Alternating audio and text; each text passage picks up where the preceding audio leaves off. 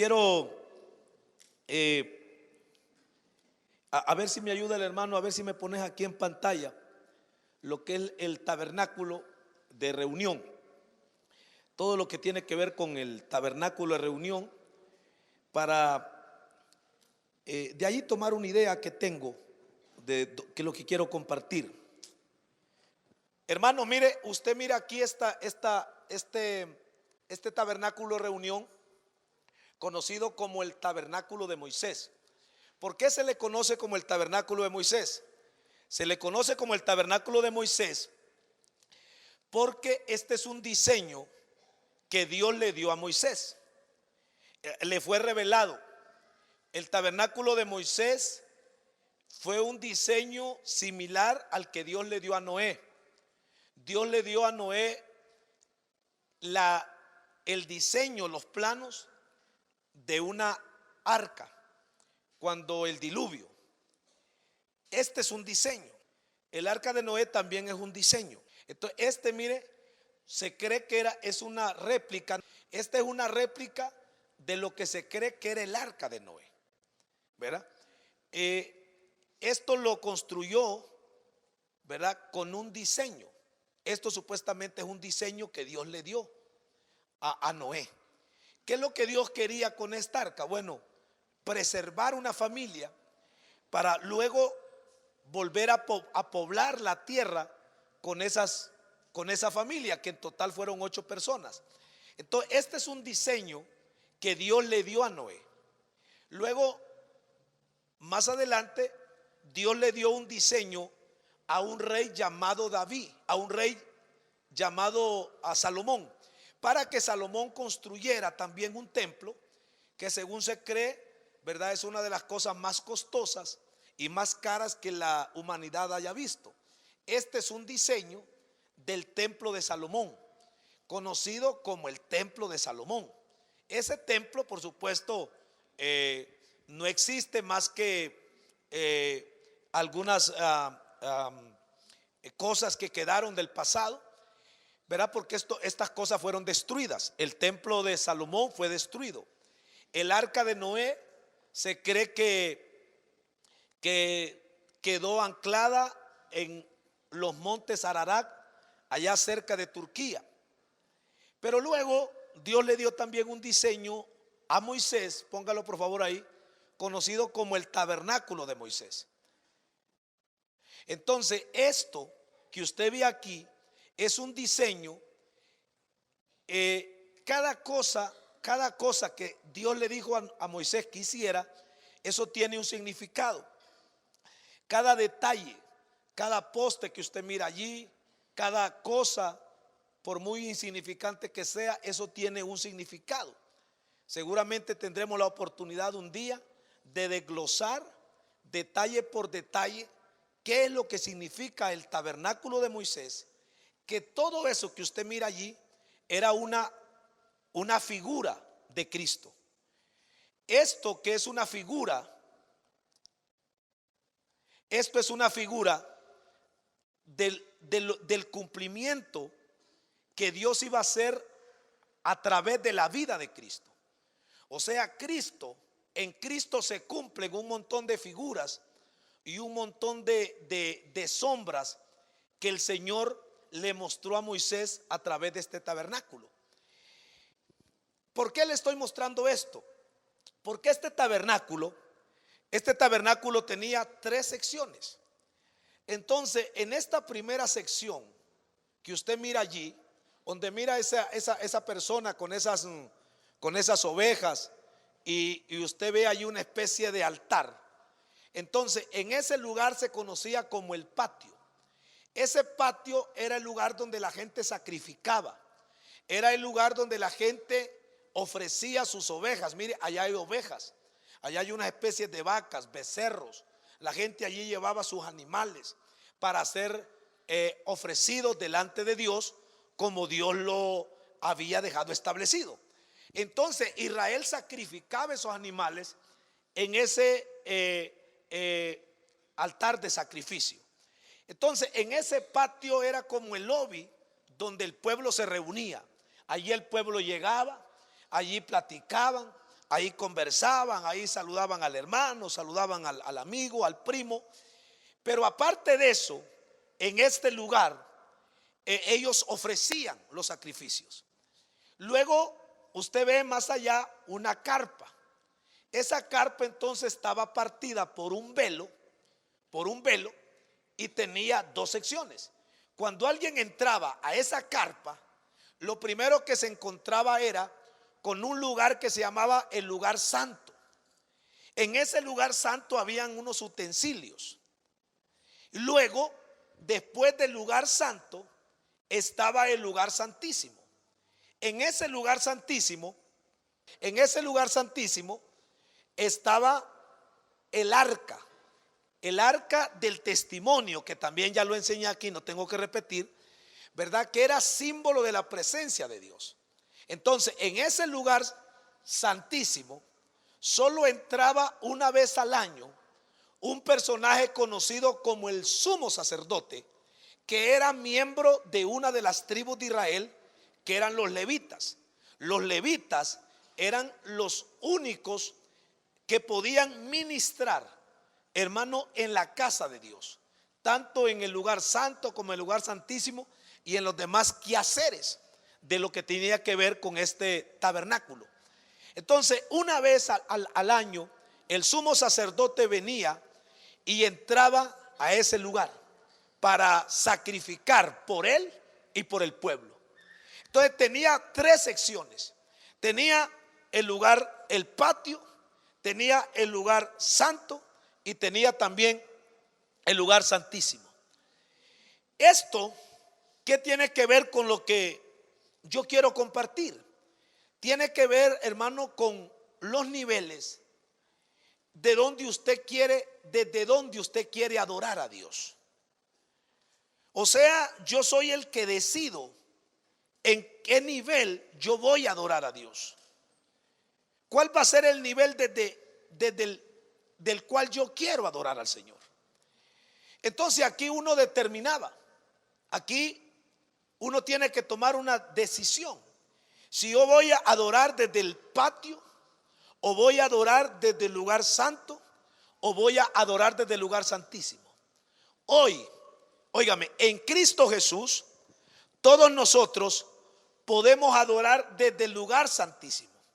Nadie debería estar adorando fuera del lugar santísimo. ¿Por qué? Porque ese velo, escúcheme, que separaba el lugar santísimo del lugar santo, ese velo, cuando Cristo muere en la cruz, ese velo se parte en dos. Fue partido en dos, como señal de que todo el mundo podía tener acceso a la misma presencia de Dios. Cuando Jesucristo vino, había un templo similar al de Salomón, que era conocido como el templo de Herodes, porque Herodes lo había reconstruido. Entonces, igual la sección estaba dividida. Estaba el lugar santísimo, estaba el lugar santo y estaba el patio. Cuando Jesucristo vino a la tierra, el templo existía. Ese templo que usted miró similar existía. Entonces, cuando Él muere en la cruz y él entrega el espíritu al Padre, cuando Él dijo: Señor, en tus manos entrego mi espíritu, y Él físicamente muere, entonces hubo algo milagroso. Literalmente el velo, sin que nadie lo rompiera, sin que mano humana lo tocara, entonces el velo se rompió en dos. Dice que se rompió de arriba a abajo. Esto significa que la rotura no fue humana, sino divina. ¿Alguien me está entendiendo en este lugar? Y que era Cristo mismo quien había roto ese velo para que todo aquel, por miserable que fuera, por pecador que fuera, hermano, pudiera tener acceso, escúcheme bien, a la misma presencia de Dios. Entonces nadie en este mundo puede decir que no tiene la oportunidad de poder entrar a este lugar santísimo, conocido como la presencia de Dios, como la gloria de Dios, como usted le quiera llamar. ¿Por qué? Porque el velo fue roto. Si alguien se pierde espiritualmente hablando, es porque quiere perderse, pero no es porque el camino no está allanado. El camino, óigame, y acceso al Padre, Cristo lo preparó. Cuando Él muere en la cruz, Él abre el camino para el pecador, para gente como usted y como yo. Por eso es que yo estoy aquí predicando. Por eso es que yo estoy aquí hablando. ¿Por qué? Porque un día me encontré y me di cuenta por esa revelación que el Señor trajo a mi corazón, que había un camino de acceso al Padre, que es Jesucristo, que fue el que rompió el velo en dos. Si alguien viene al Señor y entonces él viene y dice, bueno, voy a ser un hijo de Dios y voy a adorar a Dios y voy a servir al Señor, la dimensión desde dónde lo va a servir y de en qué nivel lo va a servir, eso lo determina cada persona. Por eso es que usted mira a un montón de cristianos, la mayoría, no es la minoría, la mayoría, gente floja, gente aguada, gente acomodada, gente religiosa, gente, hermano, con un pie más de acá que de allá. Y usted los ve allí. No es que no van a las iglesias, no es que no van a los templos, sea este católico, sea evangélico o de cualquier otra secta que dicen creer en Cristo. Entonces la gente va allí. Pero el tema es, amado hermano, cómo yo puedo manifestar el nivel en el cual yo conozco a Dios. Solo hay una forma: mis actitudes, mi forma de actuar. Jesucristo dijo, ustedes quieren conocer un árbol, mírenlo por su fruto. Entonces el fruto me dice a mí qué tipo de árbol es ese. Por eso es que mucha gente viene al Señor y se queda en un nivel espiritual, se queda en un estado espiritual que no es el que Dios tiene para él, y que corre el riesgo al final de destruir su vida, o como dice la gente, de engañarse a sí mismo. Entonces el fruto en la persona a mí me va a decir, o sea, en qué nivel, o sea, quién soy yo, o en qué nivel yo también conozco a Dios. Entonces no tenemos una minoría, sino la mayoría de la gente. Entonces la mayoría de los cristianos, hermano, teniendo acceso a la misma presencia de Dios, óigame, ellos no se dieron cuenta que podemos entrar allí, que es desde allí que nosotros somos llamados a adorar al Señor, que desde ese lugar que somos llamados a servir a Dios. Porque si usted quiere ser efectivo en el ministerio, no lo va a hacer desde el patio. Usted no puede hacer ministerio desde el patio. El ministerio desde el patio va a ser un ministerio superficial. Más bien va a ser un ministerio de apariencia. Usted no es llamado a hacer ministerio desde el lugar santo. Usted es llamado para ministrar, óigame, desde el lugar santísimo, desde la misma presencia de Dios. Y es allí donde hay una diferencia, ¿me entiende? Porque cuando Dios nos llama a nosotros, todos entramos a la categoría de hijos y no hay acepción. Hay gente que dice, somos iguales delante de Dios. Sí, como hijos, pero la pregunta es, ¿en qué nivel están las aguas de la presencia de Dios en su vida? ¿En qué nivel está el aceite de Dios en su vasija? Eso es lo que hace la diferencia entre un predicador y otro predicador. Por eso usted ve que hay predicadores que hablan y hablan y no pasa nada. Usted ve que hay alguien que enseña y no pasa nada. Cuando Jesús hablaba, dice la Biblia que la gente se maravillaba y decían que su enseñanza era diferente a la forma como enseñaban los fariseos o los religiosos. ¿Por qué? Porque dice que les enseñaba con autoridad. Cuando Jesús predicaba, Jesús hacía la diferencia. ¿Por qué? Porque Jesús no ministraba desde el patio, Él no ministraba desde el lugar santo, Él ministraba desde la misma presencia de Dios. Dale un aplauso al Señor para que vaya tomando ritmo lo que estoy hablando. Entonces, cuando uno va creciendo en estos caminos, usted escucha a un predicador y usted inmediatamente le mide el nivel de las aguas donde él está. Inmediatamente usted dice, ¿desde dónde ese predicador está hablando? Inmediatamente. E inmediatamente también usted sabe si este hombre le está hablando o esta mujer le está hablando desde la misma presencia de Dios. Si nosotros queremos ser gente efectiva, por ejemplo, los que estamos dedicados plenamente a cuestiones ministeriales, como el caso de su servidor, yo no voy a ser efectivo si no lo hago desde la misma presencia de Dios. Yo no lo puedo hacer. Y esas cuestiones no es que yo me las creo, es que estoy convencido que es desde ese lugar que yo puedo ser efectivo. Es desde ese lugar que yo le puedo provocar grandes daños al enemigo. Yo no le voy a infligir daños a Satanás, ¿me entiende? Ministrando desde el patio o ministrando desde el lugar santo, porque no es el diseño de Dios. El diseño de Dios es que todos sus hijos, sin excepción, óigame, adoráramos desde el lugar santísimo, hiciéramos ministerio del lugar santísimo, sirviéramos desde el lugar santísimo.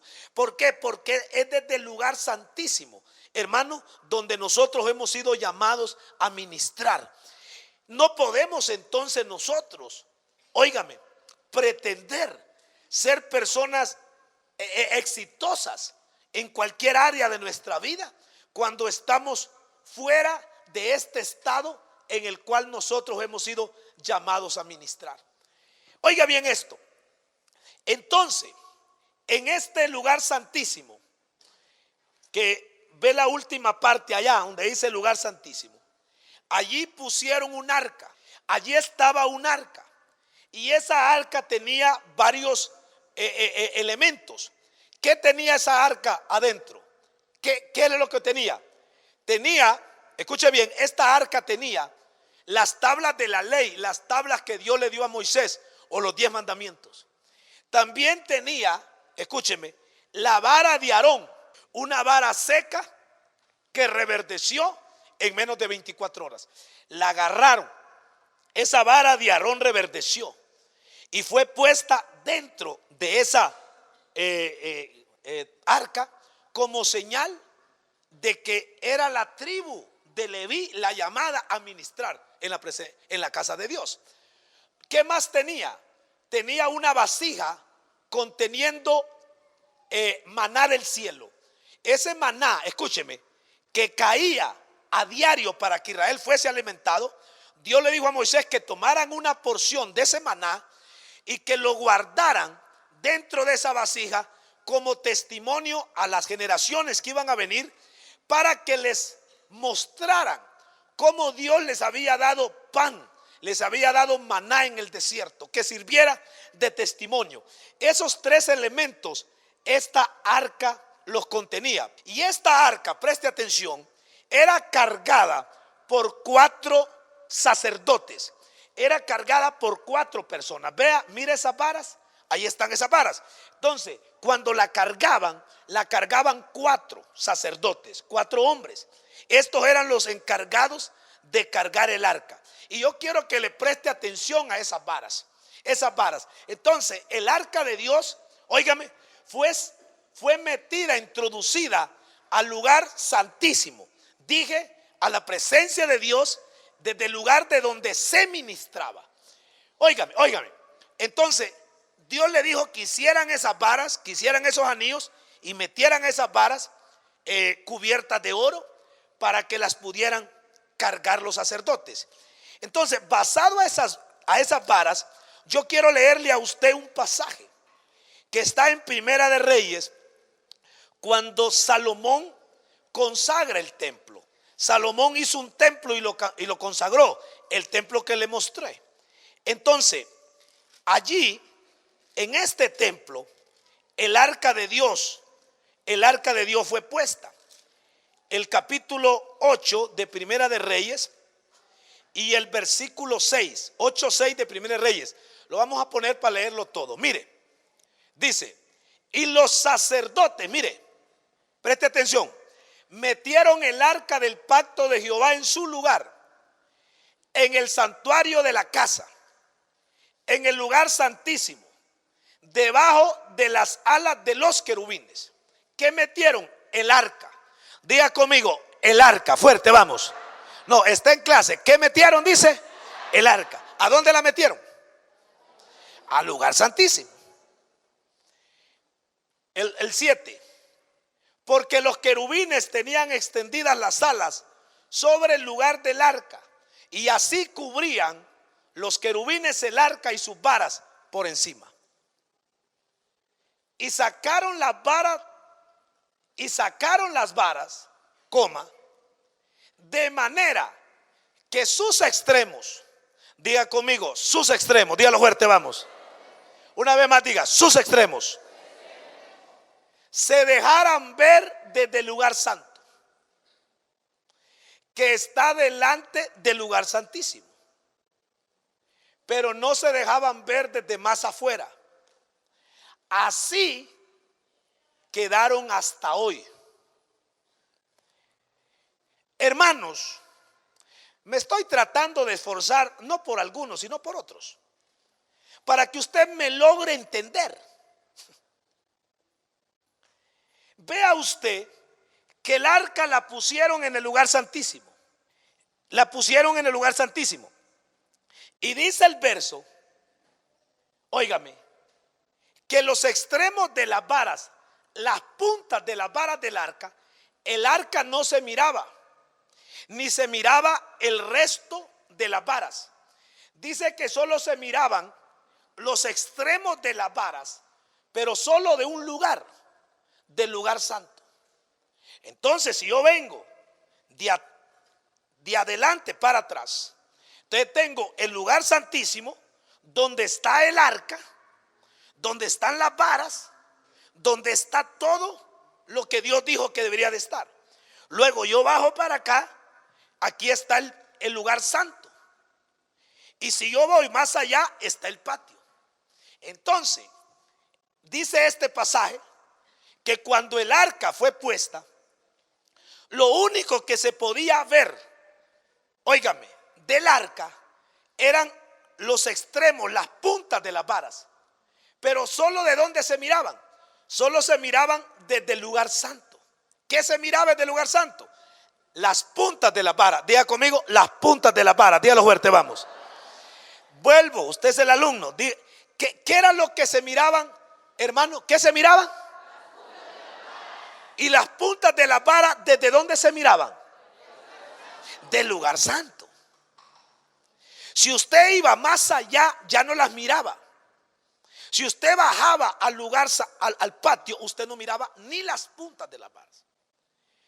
Señores, señoras, mire, el punto aquí es, usted está llamado ¿a qué? Está llamado a contemplar las puntas de las varas. Está llamado a no ver nada. Del patio no se ve nada. Del lugar santo solo se ven las puntas de las varas. Pero cuando usted sube, escúcheme, cuando usted sube el nivel de las aguas, diga conmigo, el nivel de las aguas, dígalo fuerte, vamos, más fuerte, diga el nivel de las aguas. Cuando usted sube el nivel de las aguas, entonces, óigame, y va más allá, ya usted no mira solamente las puntas de las varas o los extremos de las varas. Usted ya mira, hermano, el arca completa. Usted ya ve las varas completas. Usted ya puede contemplar todo lo que está allí en ese lugar santísimo, conocido como, hermano, la presencia de Dios. Entonces, ¿quién decide, óigame, en qué nivel voy yo a adorar a Dios? Uno mismo. Juan 3:34 dice que Dios no da el espíritu por medida.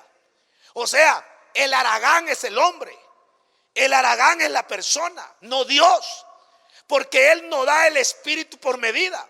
Mire lo que dice Juan 3:34, se lo refresco. Juan 3:34 dice, porque el que Dios envió, las palabras de Dios habla, pues Dios no da, mire, y mayúscula, habla del Espíritu Santo. Él no da el espíritu por medida.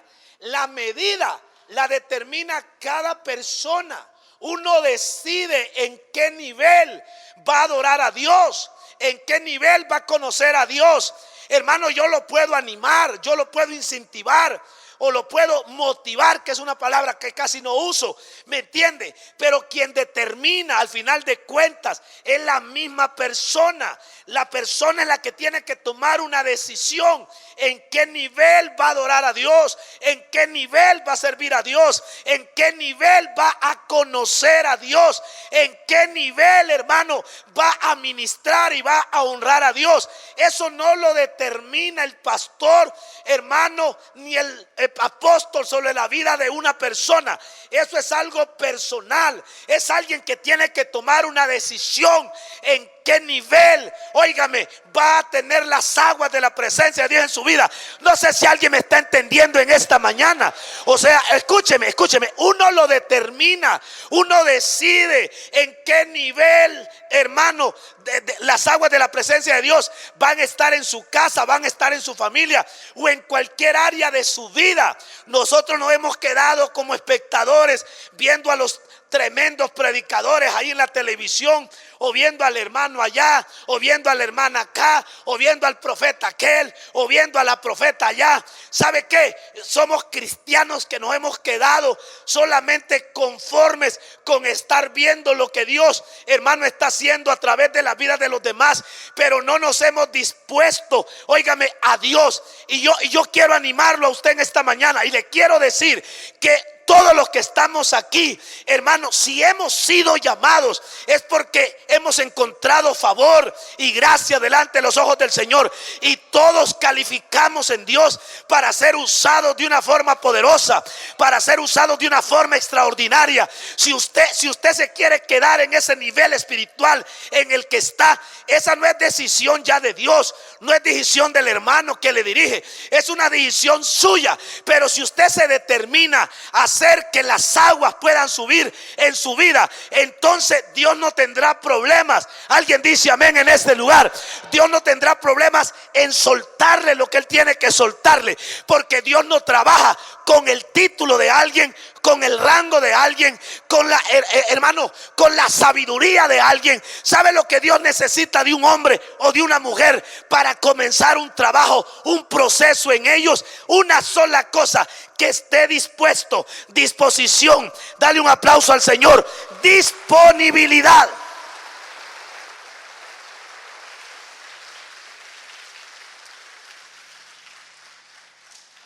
Mire lo que dice Jeremías 5. Mire lo que dice Jeremías 5.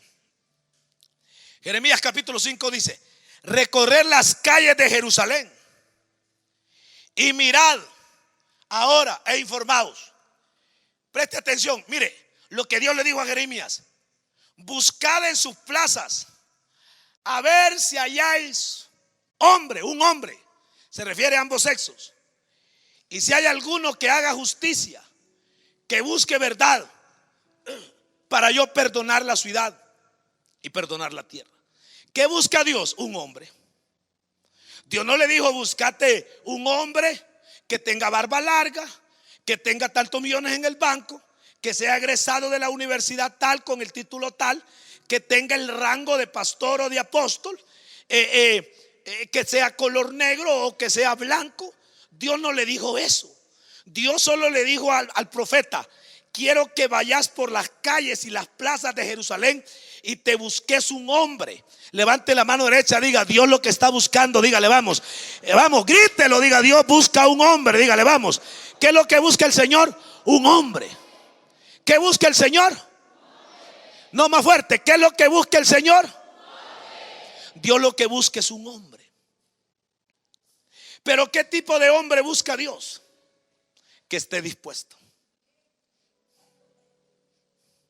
El problema nuestro es que no nos disponemos. Entonces, si no nos disponemos, Dios no puede operar sobre la vida de alguien que no se dispone.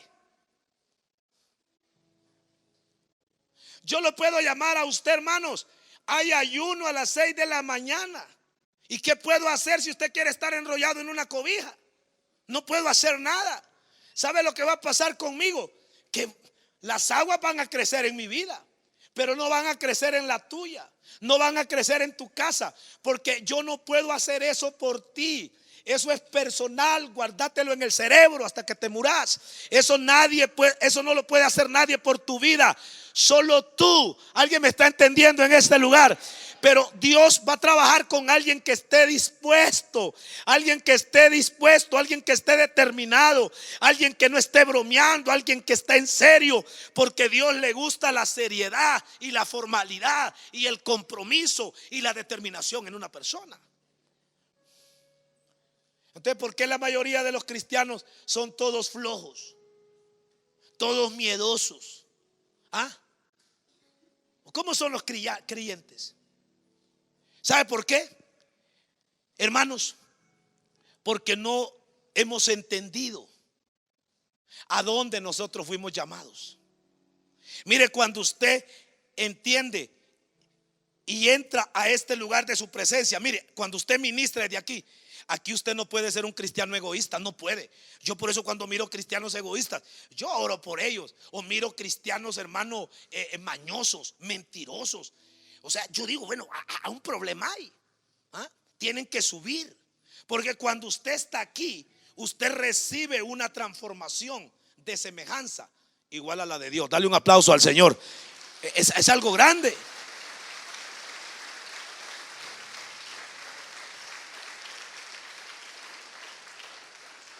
Óigame, y cuando alguien ministra desde esta posición o vive su vida desde esa posición, todo es diferente.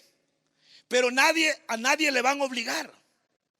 Pero si yo vengo y subo más arriba y entro a este lugar santísimo, desde aquí, ¿qué voy a ver? Todo. Yo ya no voy a estar contemplando las puntas de las varas.